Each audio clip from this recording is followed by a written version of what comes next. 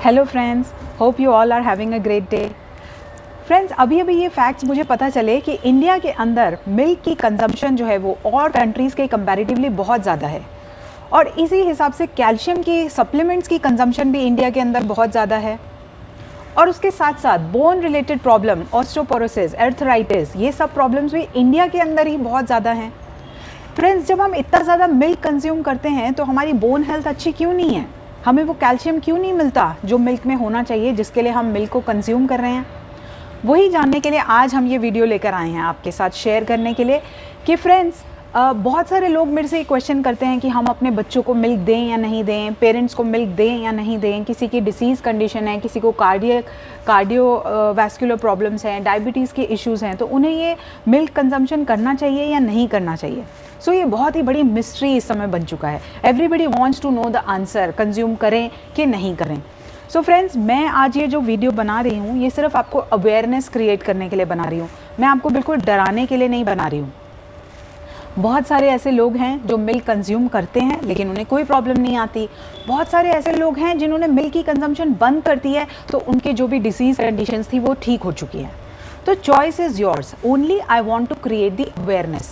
देखो, हमारे एंसेस्टर्स की अगर हम बात करते हैं तो वो बहुत ज़्यादा मिल्क कंज्यूम करते थे।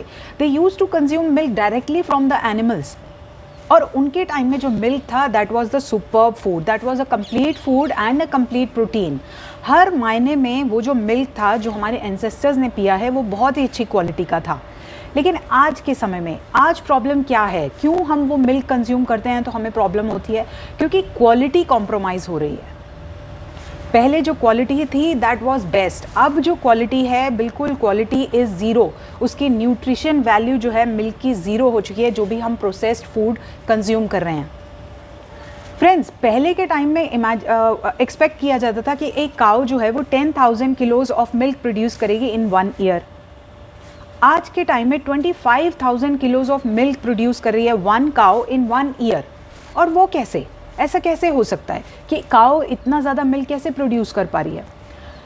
एक्चुअली आज के टाइम में जो भी लोग काउज़ को रख रहे हैं या जो भी लोग काउज़ की देखभाल कर रहे हैं वो उन्हें बहुत ज़्यादा वैक्सीनेशंस देते हैं, बहुत ज़्यादा हार्मोन्स इंजेक्शंस उन्हें दिए जाते हैं, बहुत ज़्यादा एंटीबायोटिक्स उन्हें दिए जाते हैं, बोवाइन ग्रोथ हार्मोन्स उन्हें दिए जाते हैं, जिससे कि उनकी आर्टिफिशियल प्रोडक्शन होती है मिल्क के।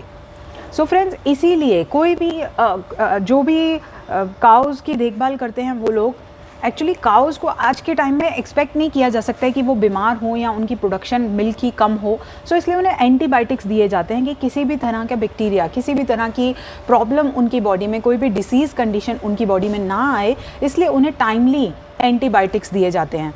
आपको ये जानकर और भी हैरानी होगी कि जितना भी एंटीबायोटिक्स इंडिया के अंदर प्रोड्यूस होता है 50% of that antibiotics goes to the cows.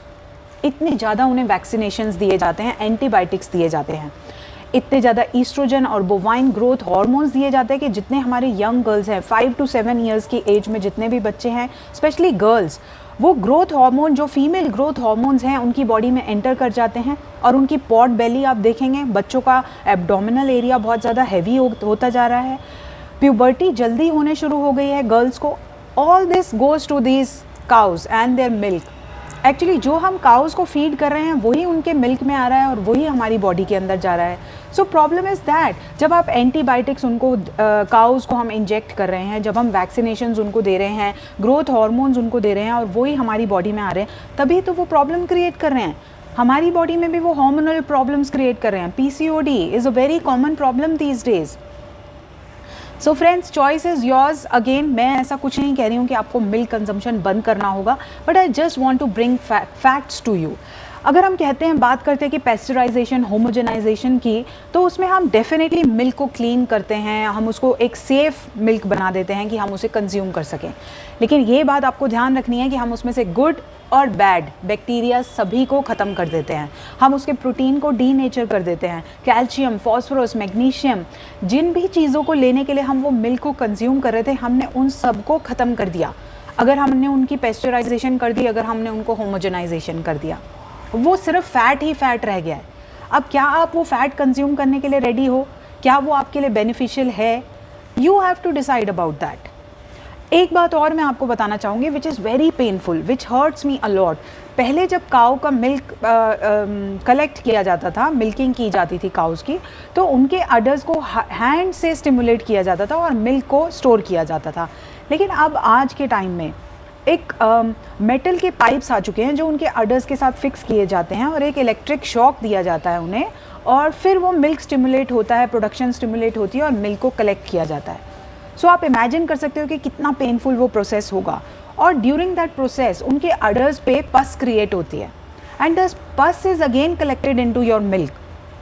No doubt हम उस मिल्क को पैस्चराइज करते हैं, होमोजेनाइजेशन करते हैं, वो पस के बैक्टीरिया को हम किल कर देते हैं डेफिनेटली, बट ये बात ज़रूर ध्यान रखनी है कि उसके अंदर जितने भी एंजाइम्स थे, डाइजेस्टिव एंजाइम थे, प्रोटीन, कैल्शियम, सब कुछ हमने ख़त्म कर दिया। बहुत सारे लोग ऐसा कहते हैं कि उन्हें लैक्टोज इंटॉलरेंस हो गया है, जबकि पहले के टाइम में ऐसा नहीं होता था।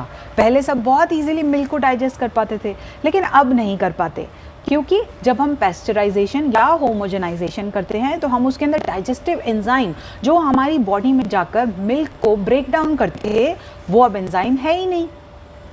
अब उस मिल्क के अंदर कुछ है ही नहीं, दैट हैज़ ज़ीरो बेनिफिट। जो आज का प्रोसेस्ड मिल्क है that has zero benefits, that is just a white toxic substance आप कह सकते हैं विच यू आर कंज्यूमिंग। सो क्या आप रेडी हैं ऐसी चीज़ों को लेने के लिए? So friends, what are the solution for these? Solution यही है कि जो लोग रॉ फ्रूट्स एंड वेजिटेबल्स खाते हैं, जब हम रॉ फॉर्म में कोई भी फ्रूट एंड वेजिटेबल खाते हैं तो वो एंजाइम हमारी बॉडी में एंटर करते हैं, जो एंजाइम हमारे लिए ज़रूरी हैं, जो हम मिल्क को ब्रेक डाउन करने के लिए हमें एंजाइम्स चाहिए, वो हम रॉ फ्रूट्स एंड वेजिटेबल से ले पाते हैं। और फिर अगर हम उसके साथ थोड़ा सा मिल्क भी कंज्यूम करते हैं तो हम उसे डाइजेस्ट कर पाते हैं, क्योंकि रॉ फ्रूट्स एंड वेजिटेबल से वो डाइजेस्टिव एंजाइम हमारी बॉडी में प्रेजेंट होते हैं। लेकिन आप देखेंगे जिन लोगों की diet only milk and milk products के ऊपर बेस्ड है, उन्हें ही बहुत ज़्यादा प्रॉब्लम होती है, डाइजेस्टिव इश्यूज उन्हें ही बहुत ज़्यादा आते हैं। सो फ्रेंड्स, ये चीज़ें आपको ध्यान में रखनी है। Yoghurt is a very good option. Yoghurt is a fermented food, आप वो ले सकते हैं, छाछ ले सकते हैं, जितने भी हमारे सीड्स, नट्स, लेंटिल्स हैं, दालें हैं, पल्सेस हैं, बहुत सारी ऐसी ऑप्शंस हैं जो आप ले सकते हैं अपने प्रोटीन और कैल्शियम के रिक्वायरमेंट्स को पूरा करने के लिए। सो आपको ध्यान रखना है, you have to think what do you want to opt for. अगर आपकी बॉडी में बहुत ज़्यादा प्रॉब्लम्स है, बहुत ज़्यादा इन्फ्लेमेशंस हैं, तो डेफिनेटली आपको कोई ना कोई ऑल्टरनेट ढूंढना पड़ेगा, क्योंकि मिल्क जो हमारा प्रोसेस्ड मिल्क आ रहा है that is of no benefit. बहुत सारे लोग हैं शायद जिनके पास वो सोर्स अवेलेबल होगा जहाँ से वो रॉ मिल्क लेकर आ सकते हैं और कंज्यूम कर सकते हैं, that is just perfect, that is a complete food. उसके अंदर वो protein, calcium, vitamin D, everything is so perfect in that, तो डेफिनेटली आप वो ज़रूर कंज्यूम कर सकते हो। So these are my options for you. अगर आप बात करें मेरी, तो yes, I am not going to be dairy free. ऐसा नहीं है कि मैं मिल्क बिल्कुल कंजम्पशन बंद कर दूंगी, लेकिन yes, very sure I know कि वो कितना हार्मफुल है, तो मैं उसकी कंजम्पशन को लिमिट करना चाहूँगी।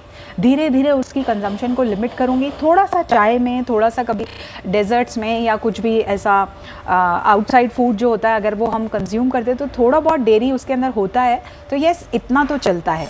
लेकिन हाँ, हमें एक बैलेंस डाइट ज़रूर लेने की ज़रूरत है, जिसमें हम जंक फूड को कट डाउन करें, शुगर को कट डाउन करें, और हेल्दी वे से नेचुरल जो हम एक बैलेंस डाइट खाते हैं उससे हमें प्रोटीन या कैल्शियम की कोई भी कमी नहीं आने वाली है, that is for sure.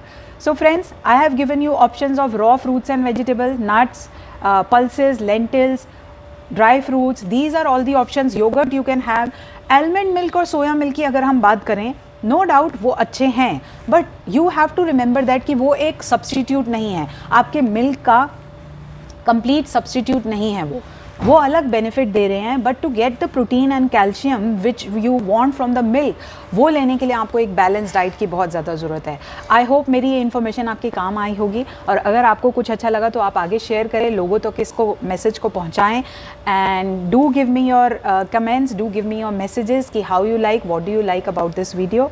Thank you for listening.